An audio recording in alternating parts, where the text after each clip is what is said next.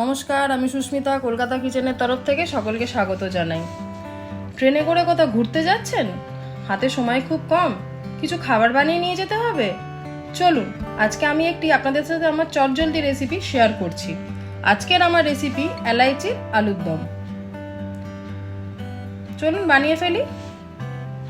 এটি বানানোর জন্য যে যে উপকরণ লাগছে: পেঁয়াজ, টমেটো সস, গুঁড়ো গোলমরিচ, কাশ্মীরি লঙ্কার গুঁড়ো, সামান্য চিনি, আলু, নুন, ছোট এলাচের গুঁড়ো এবং ঘি। শুরু করি। আলুটা কেটে নিলাম এইভাবে। তারপরে খুব পাতলা পাতলা করে পেঁয়াজগুলি কেটে নিতে হবে। কড়াইতে জল দিলাম, সামান্য পরিমাণে নুন দিলাম, দিয়ে আলুগুলি দিয়ে দিলাম, দিয়ে ঢাকা দিয়ে দিলাম। খানিকক্ষণ পর খুলে দেখব যে আলুগুলি সিদ্ধ হয়েছে কিনা। কাঁটা দিয়ে এইভাবে আলুগুলি দেখে নিতে হবে এবং 80% সিদ্ধ করে এইভাবে নামিয়ে রেখে দিতে হবে। তারপর কড়াইতে সাদা তেল দিতে হবে। দেওয়ার পর কুচনো পেঁয়াজগুলি দিয়ে দিতে হবে, দিয়ে ভালো করে এইভাবে নাড়াচাড়া করে দিতে হবে।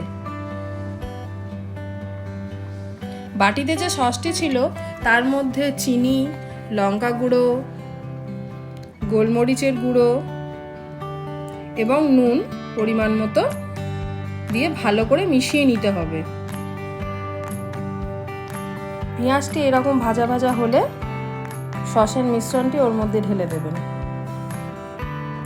বাটির মধ্যে জল দিয়ে ভালো করে মিশিয়ে নিয়ে ওর মধ্যে ঢেলে দেবেন।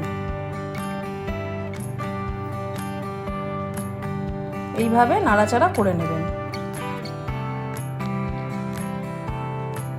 নাড়াচাড়া করার পরে তেল ছাড়লে আলুটি ওর মধ্যে ঢেলে দেবেন, দিয়ে ভালো করে নাড়িয়ে নেবেন।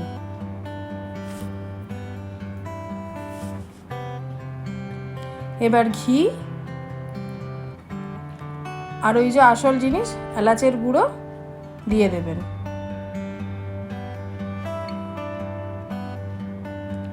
ব্যাস হয়ে গেল আমাদের চটজলদি এলাইচের আলুর দম।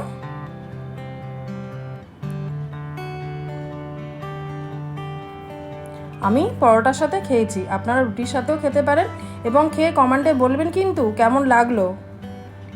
আমার রেসিপিটি ভালো লাগলে লাইক করবেন, সাবস্ক্রাইব করে দেবেন।